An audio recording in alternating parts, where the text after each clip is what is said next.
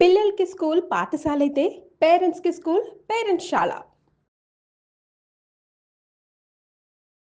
నమస్కారం. మీరు చూస్తున్న సుమన్ టీవీ. నేను మీ కీర్తి. నాతో పాటు ప్రముఖ దత్తాత్రేయ గణపతి ఉపాసకులు, ఆస్ట్రాలజర్ బ్రహ్మశ్రీ మురళీధర్ శర్మ గారు ఉన్నారు. నమస్తే గురుగారు. మహాదేవ శ్రీమాత్రే నమః. గురుగారు, వరలక్ష్మి వ్రతాన్ని మేము ఎలా చేసుకోవాలి? నియమాలేంటి? ఏ నైవేద్యం సమర్పిస్తే అమ్మవారికి బావుంటుంది? అలంకరణలో ఏ రంగు చీర పెడితే బావుంటుంది? ఇలా రకరకాల ప్రశ్నలు. ఆగస్టు 8వ తారీఖు మనకు చక్కగా కూడా వరలక్ష్మి వ్రతానికి సంబంధించినటువంటి రోజుగా చెప్పడం జరుగుతున్నది. జనరల్‌గా ఉదయం చేసుకోవాలా? సాయంకాలం చేసుకోవాలా గురుగారు ఈ వ్రతము? ఎప్పుడైనా చేసుకోవచ్చా? సుమారుగా ఇక ఉదయము అంటే ఆ రోజు నాడు ఈ యొక్క మహిళలు ఉదయం నుండి కొంచెం పిండి వంటలు కావచ్చును, ఆ యొక్క మన ఇంట్లో ఉండేటువంటి అలంకరణలు కానీ, ఈ యొక్క కలశ స్థాపన కానీ, కొందరు అమ్మవారికి సంబంధించినటువంటి రూపాన్ని అంటే ఈ అలంకరణ నిమిత్తమే వాళ్ళకు సుమారుగా చాలా సమయం పడుతుంది. 10:30, 11 అవుతుంది.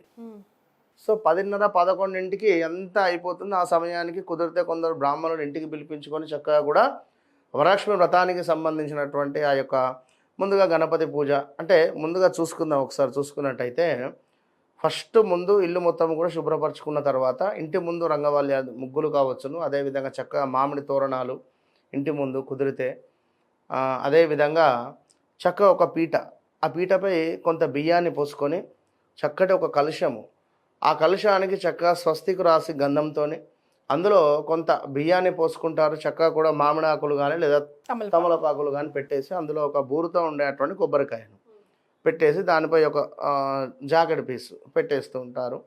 సో దీనికి సంబంధించి అమ్మవారి ఇంకొంచెం ముందు ఒక తమలపాకులో పసుపుతో చేసినటువంటి గౌరమ్మ, అంటే ఒకటే బొట్టు పెట్టినట్టయితే మనకు గణపతి అవుతుంది, 3 బొట్లు పెట్టినట్టయితే గౌరమ్మ అవుతుంది. ఇది గుర్తుంచుకోండి. అవునా గురుగారు? 3 బొట్లు పెడితే గౌరమ్మ. 3 అంటే ఇట్లా కాదు, ఇటు ఇటు మధ్యలో, ఇటు ఇటు ఇటు, ఆ విధంగా ఆ యొక్క మనం పసుపుతో చేసుకున్నటువంటి గౌరమ్మ. ఇక దీనికి చక్కగా కూడా షోడశోపచార పూజ, ధ్యానం, ఆవాహనం, చక్కగా మనకు ఆ యొక్క పూజ, దేవుడి స్నానాది కార్యక్రమాలు చేయించినట్టుగా అమ్మవారికి, దాని తర్వాత సుగంధ ద్రవ్యాలు సమర్పించినట్టుగా, అటు పిమ్మట అమ్మవారికి కట్టుకోవడానికి వస్త్రాన్ని సమర్పిస్తూ ఉంటారు. అటు పిమ్మట అమ్మవారికి సంబంధించి చక్కగా పసుపు, కుంకుమ, గంధము, అదేవిధంగా కాస్త ఆభరణాలకు సంబంధించిన ఇప్పుడు అంటే ఈ యొక్క మహిళా మనులు వేసుకునేటువంటి ఆభరణాలు ఏవైతే ఉంటాయో ఈ ఆభరణాలు అమ్మవారికి సమర్పించాలి. అది ఎట్లా? మనం వేసుకున్నాం నిన్న మొన్న. సో దీన్ని ఏం చేయాలి? ఒక బౌల్లో కొంత వాటర్ను తీసుకొని అందులో రాళ్ళ ఉప్పు వేసి చక్కగా అది కరిగిన తర్వాత ఈ యొక్క బంగారాన్ని అందులో వేసి ఒక నిమిషము 2 నిమిషాల పాటుగా ఉంచి శుభ్రపరిచి అమ్మవారికి సమర్పించాలి. మన ఒంటి మీద వేసుకున్నటువంటి ఈ యొక్క బంగారం ఏదైతే ఉందో దాన్ని తీసి అట్లా పెట్టకూడదు. ఇది శుభ్రం పరిచి పెట్టేటువంటి పరిస్థితి. కొంతమంది ఏమో వెండి విగ్రహం పెడతారు గురుగారు, కొంతమంది ఏమో ఓన్లీ కలశానికి చీర కట్టించి అట్లా అలంకరణ చేస్తారు. అది ఓకేనా? ఏ విధంగానైనా చేసుకోవచ్చు. అయితే ఇక్కడ ఒక విషయం చెప్పదలుచుకున్నాను. వరలక్ష్మి అమ్మవారి యొక్క వ్రతము అంటే మనకు సిరి సంపదలు కావచ్చును, ధనధాన్యము కావచ్చును, మన యొక్క మానసిక కోరిక కావచ్చును, ఆర్థిక పరమైనటువంటి ఇబ్బందుల నుండి, అదేవిధంగా మన యొక్క అంటే ఈ భర్తలకు సంబంధించినటువంటి ఆయుష్కు సంబంధించి, పిల్లలకు సంబంధించినటువంటి జ్ఞానానికి సంబంధించి, ఇక్కడ మన యొక్క భక్తి మాత్రమే అమ్మవారు చూస్తుంది. ఇది మాత్రం నేను చెప్తున్నాను. ఇఫ్ ఐ డోంట్ మైండ్, ఎవరు ఏమన్నా అనుకోండి. ఇవాళ రేపు వేలకు వేలు పెట్టి పట్టు చీరను తీసుకొని వచ్చి అమ్మవారికి రూపకంగా తయారు చేసి, అంటే వారి టయాన్ని అక్కడ సరే పర్వాలేదు కాదు అని నేను అనను, కానీ మన పొజిషన్ ఏంది, మన భర్తల సంపాదన ఏమిటి, మన ఆచారంలో ఇట్నే చేస్తున్నామా, కొత్తగా మనం ఏమైనా చేస్తున్నామా? కొత్తగా చేయాల్సినటువంటి అవసరం లేదు అని నేను చెప్పంట. ఎందుకంటే ఎంతో ఉన్నవి చేయాలి అనుకుంటే, మంచి కార్యక్రమాలు, అనాథ ఆశ్రమాలు ఉన్నవి, పాపం ఓల్డ్ ఏజ్ హోమ్స్ ఉన్నవి, మీకు సంబంధించి ఏదైనా వారికి ఇంత భోజనము ఒక పూట పెట్టినా కూడా సరిపోతుంది. సో వరలక్ష్మి అమ్మవారికి సంబంధించి ఒక మామూలుగా వెండి కలశం కానీ లేదా రాగి కలశం కానీ, ఇవి రెండూ లేకున్నా మట్టి పాత్ర అయినా కూడా సమర్పించండి అని మనకు శాస్త్రంలో చెప్పడం జరుగుతుంది. కొత్తది అంతే సరిపోతుంది. కనుక ఇక మీరు ఒక పెద్ద బిందె పెట్టేసి దానిపై ఒక కొబ్బరికాయ, ఈ బిందెకు ఒక చీర కట్టేసి, ఈ అమ్మవారి యొక్క ఆకృతి అంటే ఇక్కడ వరకు ఓకే. ఇంకా చేసేటువంటి వారు కూడా ఉన్నారు. ఎవరి పరిస్థితి వారిది. వారిని మనమేం ఎగతాళి చేసినట్టు అనేం కాదు కానీ చెప్తున్నా, భక్తి కావాలి.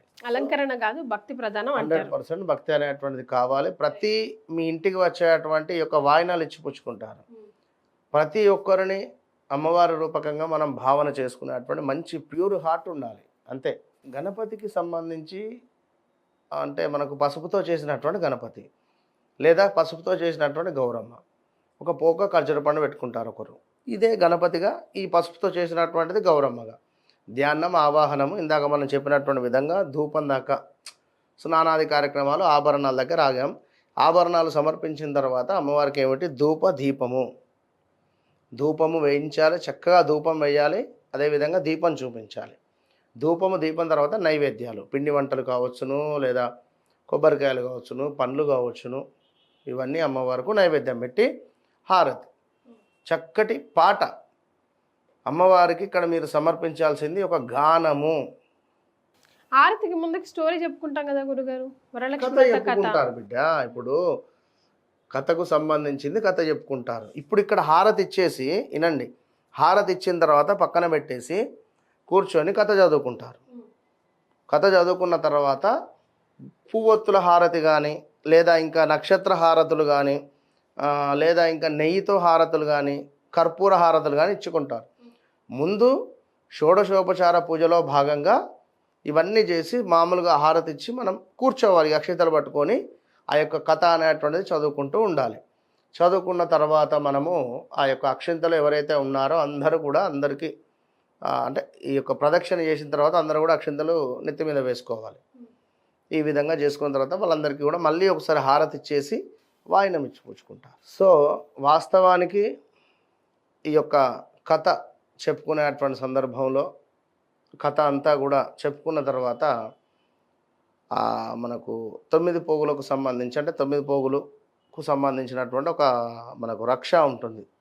అది అమ్మవారికి సమర్పించి దానిని కట్టుకునేటువంటి పరిస్థితి ఉంటుంది. ఇది ఒక్కొక్కటి కూడా ఒక్కొక్క రక్ష. మనకు ఇందాక నేను చెప్పాను, మనకు ధనానికి సంబంధించింది, అదేవిధంగా మనకు ధాన్యానికి సంబంధించింది, ఆరోగ్యానికి సంబంధించింది, దీంతో పాటుగా సంపద మరియు ఆస్తి, అదేవిధంగా సంతానము సద్గుణ గుణము, దీంతో పాటుగా దీర్ఘ సుమంగళి అంటే భర్త యొక్క ఆయుష్, అదేవిధంగా మనకు వీరం అంటే ధైర్యం, దీంతో పాటుగా మనకు గజలక్ష్మి అంటే రుణ విముక్తి. ఇవన్నిటికీ సంబంధించినటువంటిది మనకు ఈ యొక్క వరలక్ష్మి వ్రతము, అదేవిధంగా ఈ యొక్క చేతి కట్టుకునేటువంటి కంకణం. కనుక ఇవన్నీ చేసుకొని చక్కగా కూడా అమ్మవారి యొక్క అనుగ్రహాన్ని పొందాలి. గురుగారు, విశేషంగా ఏ నైవేద్యాలు సమర్పించాలంటారు అమ్మవారికి? పిండి వంటలు అమ్మవారికి మన బెల్లంతో చేసినటువంటి నైవేద్యము, అదేవిధంగా బొబ్బట్లు అంటారు. అంటే పరమాన్నం అంటేనే అది ఏది బెల్లంతో చేసినటువంటిది పరమాన్నము. కొందరు శర్కర వేసుకుంటారు అందులో, ఇట్లా వీలైతే అట్లా.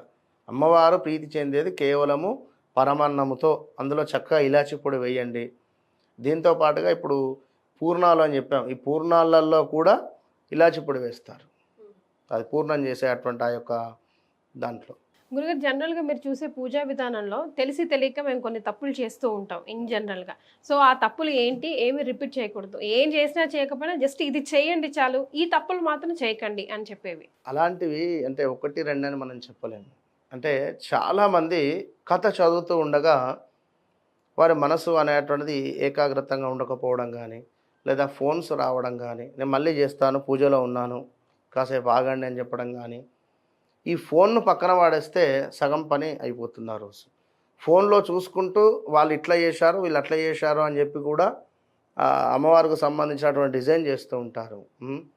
అదేవిధంగా ఈరోజు ఎంత పేషెన్సీగా ఉంటే అంత మంచిది. మౌన వ్రతం కానీ, ఎవరిపై కోపం అనేటువంటిది రాకుండా ఉండండి అంతే నేను చెప్పేటువంటిది. ఏంటరా తప్పులు అంటే ఇప్పుడు వాళ్ళు చూస్తే మనం చెప్పొచ్చు ఇది అని చెప్పి మనం ఏం చెప్తాం, కనుక ఏదేమైనా కూడా కొంచెం మంత్రాలు తప్పుగా కాకుండా ఉన్నది చదవండి. ఏదో చదువుదాము శ్రీ సూక్తం కానీ అంటే నోరు తిరిగితే చదవండి, లేదు తప్పు మాత్రం చదవకండి. ఉన్న దాంట్లో సర్వమంగళ మాంగళ్యే శివే సర్వార్థ సాధకే శరణ్యే త్రయంబకే దేవి నారాయణి నమోస్తుతే అని చెప్పి మీరు నమస్కరించుకుని అమ్మవారికి సంబంధించినటువంటి 108 నామాలు చదువుకున్నా కూడా చాలు. హిరణ్యవర్ణాం హరణీం సువర్ణరహితస్రజాం చంద్రాం హిరణ్మయీం లక్ష్మీం జాతవేదో మమావహ. ఇది శ్రీ సూక్తము ప్రారంభం.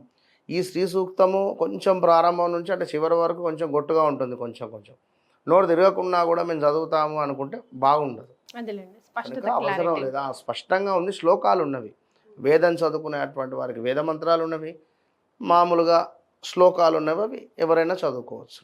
ఒంటిపూట భోజనం తప్పనిసరిగా గురుగారు? ఖచ్చితంగా చేయాలి. వాయినం ఖచ్చితంగా ఇచ్చుకోవాలి. ఈరోజు వాయనంలో ఇవ్వాల్సినవి ఇవ్వకూడదు. వాయినంలో ఇవ్వాల్సినవి అంటే ఈ మనకు మొలకలు వచ్చేటివి ఉన్నవి కదా, శనగలు కానీ పెసర్లు కానీ, అవి ఒక పని చేయండి. ఇవి ఏం చేస్తున్నారంటే ఒక ప్లాస్టిక్ కవర్లో వీటిని ప్యాక్ చేసిస్తున్నారు. అట్లా ఇవ్వకుండా ఉండే ప్రయత్నం చేయండి. ప్లాస్టిక్ కవర్లో అది ఎంతసేపు అని పెడతాము, ఆ ప్లాస్టిక్కు సంబంధించినటువంటి బ్యాడ్ ఎనర్జీ ఏదైతే ఉందో అది తీసుకుంటుంది. సో మనం ఇచ్చేది మంచి కలగాలి అని, కనుక అది వేరే ఇంకేదైనా రకంగా ఇచ్చే ప్రయత్నం చేయండి. ప్లాస్టిక్లో పెట్టొద్దు. మెయిన్గా ఇవే తమలపాకులు, ఏదో ఒక పళ్ళు కానీ, గాజులు కానీ, ఒక పోక ఖర్జూర కానీ, అదేవిధంగా ఇవి ఇప్పుడు మొలకలతో ఉండేటువంటివి మెయిన్ శనగలు కానీ పెసర్లు కానీ అదండి, ఇవే ఇచ్చుకుంటారు. అంతే. చాలా సంతోషం గురుగారు, ధన్యవాదాలు. మహాదేవ.